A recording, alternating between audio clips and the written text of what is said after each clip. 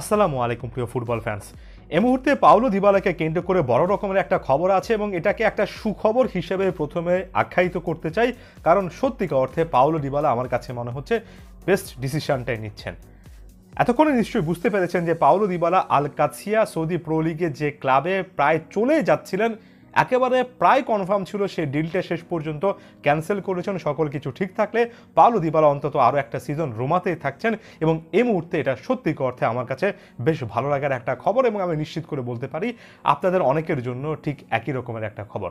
Fabrizio Romano tweet করেছেন বারবার এবং সেখানে তিনি ব্যাপারটা একেবারে ক্লিয়ারলি বলেছেন এবং একটা স্যালারি প্যাকেজের কথাও বলেছেন, যেটা সব মিলিয়ে 3 বছরে 75 মিলিয়ন ইউরো, অর্থাৎ প্রত্যেক বছরে গড়ে 25 মিলিয়ন ইউরোর মতো একটা প্যাকেজ ছিল।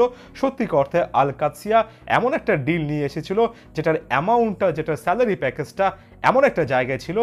আসলে এখন বুঝতে পারছি পাওলো দিবালা কেন আসলে এই জিনিসটা নিয়ে অনেক বেশি করে সময় নিয়েছেন। সত্যিকার অর্থে একটা বিগ অফার ছিল।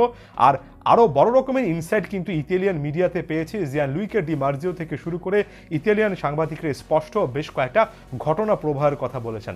যেমন তারা বলেছেন রোমার সর্বশেষ একটা ম্যাচ ছিল ক্যাগলিয়ারির বিপক্ষে, সে ম্যাচের আগে পাওলো দিবালা নাকি প্রায় ফুললি কনভিন্স ছিলেন তিনি শেষ পর্যন্ত সৌদি প্রো লিগে যাচ্ছেন। সেটার জন্য নাকি ট্রেনের টিকিটও বুক করেছেন, সেখানে গিয়ে মেডিকেল চেক আপ করতে হবে, ডিলটা কমপ্লিট করতে হবে এবং পাওলো দিবালার এজেন্ট নাকি সেই প্রসেসটাই ফলো করছিলেন। শুধুমাত্র সেটা নয়, আল কাদসিয়াও নাকি রোমার সঙ্গে বারবার আলোচনায় বসেছিল এবং রোমার শেষের দিকে এসে একটা যে চাওয়া 3 মিলিয়ন ইউরোর একটা নেগোসিয়েশন ছিল, সেই জিনিসটাও তারা দিতে রাজি ছিল। অর্থাৎ রোমা এবং আল কাদসিয়াও ডিলে একেবারে যথেষ্ট এগোনো একটা সিচুয়েশনে ছিল। এর পাশাপাশি ইতালিয়ান একাধিক মিডিয়া জানিয়েছে যে শেষের দিকে এসে পাওলো দিবালা যে একটা ইউটার্ন নিয়েছেন, যেটাকে অনেকে সারপ্রাইজিং বলছেন, কারণ সত্যিকার অর্থে পাওলো দিবালা একটা সিদ্ধান্ত নেওয়ার পরে মূলত সেটা চেঞ্জ করেছেন।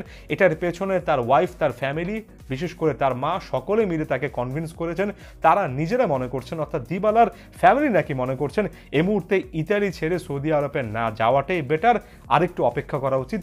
যে কারণে অন্তত একটা সিজনের এই গ্যাপটা বের করে আনতে পেরেছেন দিবালা এবং সম্ভবত রোমাতে থাকার যে একটা সিদ্ধান্ত, সেটা চূড়ান্তভাবে রোমাকে জানিয়েও দিয়েছেন। একের পর এক ভিডিওতে বলেছি, আরও একবার বলতে এসেছি, আমার কাছে মনে হয় পাওলো দিবালা যে ক্যালিবারের প্লেয়ার। আমি শুধুমাত্র গত সিজনের পারফরমেন্সের কথাই বলি। 39টা ম্যাচ খেলেছিলেন, 16টা গোল করেছিলেন, 10টা অ্যাসিস্ট করেছিলেন, 26টা গোলে কন্ট্রিবিউট করেছিলেন, সব মিলিয়ে 2671 মিনিট মাঠে থেকে, অর্থাৎ গড়ে প্রতি 100 মিনিটে একটা গোলে কন্ট্রিবিউট করছিলেন। আপনি যখন ইতালিয়ান লিগে এমন টাইপের একটা পারফর্ম করবেন, তারপর যদি হুট করে আপনি সৌদি প্রো লিগের মতো একটা ক্লাবে যাবেন বা MLS যাবেন, সেটা কিন্তু ফুটবল ফ্যানদের জন্য খুব একটা বেশি সুখকর অভিজ্ঞতা হওয়া উচিত না।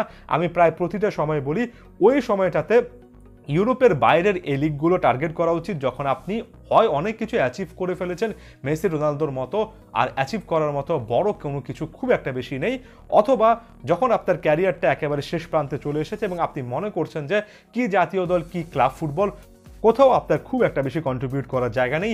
এই জিনিসটা আমি একেবারে বিশ্বাস করি না। আমি এখনও মনে প্রাণে বিশ্বাস করি পাওলো দিবালা অন্তত আরও 2 থেকে 3টে সিজন একেবারে অনায়াসে ইউরোপের যে কোনো একটা বড় ক্লাবে সার্ভিস দিতে পারেন। আমি তার চেয়েও বেশি বিশ্বাস করি পাওলো দিবালা আর্জেন্টিনা জাতীয় দলে অন্তত 2 বছরের এমন একটা ফেজ পেতে পারেন, যেখান থেকে তিনি তার জাতীয় দলের ক্যারিয়ারটাকে কোনো না কোনো একটা অংশে নিয়ে যেতে পারবেন। সামনে সে সুযোগগুলো তৈরি হওয়া উচিত।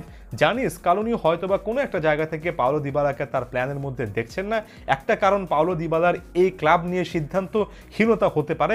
এইরকম সিচুয়েশনে সাধারণত প্লেয়ারদেরকে সময় দেওয়ার জন্য অনেক সময় কোচেরা সিলেক্ট করেন না। আমি খুব বেশি করে চাই শুধুমাত্র সেটা একটা কারণ হোক এবং স্কালোনি শেষ পর্যন্ত যাতে করে দিবালাকে সিলেক্ট করেন, সেটার জন্য একটা চাপ তৈরি করার জন্য হলো পাওলো দিবালার রোমাতে থাকা উচিত ছিল।